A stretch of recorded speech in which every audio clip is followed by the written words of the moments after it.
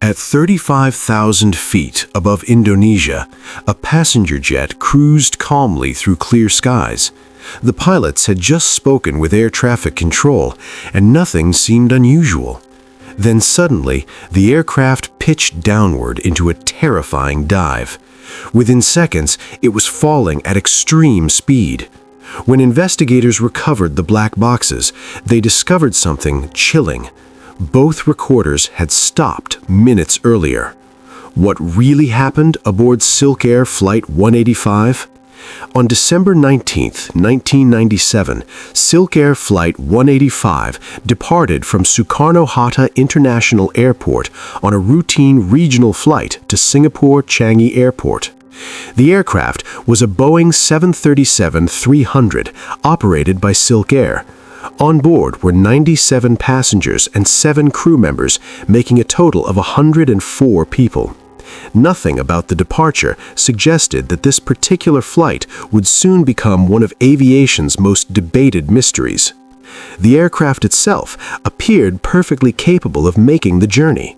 Delivered earlier that year, the Boeing 737 had accumulated only around 2,000 flight hours. Maintenance records showed no major mechanical issues, and routine inspections had been completed without incident. Everything about the plane suggested reliability. The crew also appeared fully qualified. The captain was 41 years old and had previously served as a pilot in the Indonesian Air Force before transitioning to commercial aviation. Over the course of his career, he had accumulated more than 7,000 hours of flight experience. The first officer, though younger at 23 years old, had logged roughly 2,500 hours in the air. Both pilots had significant experience flying the Boeing 737. From every professional standpoint, the flight crew seemed fully prepared for the journey ahead. After departure, the aircraft climbed steadily into the tropical skies of Indonesia. Air traffic controllers cleared the flight to cruise at 35,000 feet, a common altitude for commercial jets. The crew acknowledged the instructions and leveled off once they reached cruising altitude. Inside the cabin, passengers were likely settling into their seats, perhaps reading magazines or looking out at the clouds below. Everything about the flight seemed ordinary. But sometimes, the most puzzling aviation disasters begin during moments that appear completely routine. At approximately 4:05 in the afternoon local time, the first strange event occurred. The cockpit voice recorder suddenly stopped recording. This device captures the conversations of the pilots as well as sounds inside the cockpit. It is designed to help investigators understand what happens before an accident. Yet during this flight, the recording simply ended while the aircraft continued flying normally. At the time, no one on the ground had any idea that an important piece of the puzzle had just disappeared. Then, 6 minutes later, something even more unusual occurred. The flight data recorder also stopped recording. This device tracks hundreds of details about the aircraft's operation, including altitude, airspeed, and control inputs. Losing one recorder might be explained by technical malfunction. Losing both recorders within minutes of each other is extremely rare. For investigators, this coincidence would later become one of the most disturbing clues in the entire case. Shortly afterward, Jakarta Air Traffic Control contacted the flight with routine instructions. The controller asked the crew to maintain their altitude and proceed toward the navigation waypoint known as Party. The pilots calmly acknowledged the message. Their voices sounded normal and relaxed. Nothing suggested the aircraft was experiencing any kind of emergency. To the controller monitoring the radar screen, the flight still looked perfectly normal. But that transmission would be the final message ever received from SilkAir Flight 185. Moments later, something on the radar screen would change everything. Only seconds after the exchange with air traffic control, radar operators noticed something alarming. The aircraft suddenly left its cruising altitude and began descending rapidly. This was not a normal descent used when preparing to land. Instead, the aircraft pitched sharply downward into an extremely steep dive. The sudden change was so dramatic that it immediately caught the attention of controllers watching the radar. The forces acting on the aircraft during the dive were immense. As the Boeing 737 plunged downward, parts of the tail section broke away due to extreme stress. Pieces of wreckage were later discovered several kilometers away from the main crash site. Less than a minute after the dive began, the aircraft slammed into the Musi River near the city of Palembang. The entire tragedy unfolded in less than 60 seconds. The impact was catastrophic. The jet disintegrated upon striking the water and buried itself deep in the muddy riverbed. All 104 people aboard the aircraft lost their lives. Despite the tragedy, investigators soon realized that understanding what had happened would not be easy. In fact, the crash would soon become one of the most puzzling investigations in aviation history. Recovery operations were extremely challenging.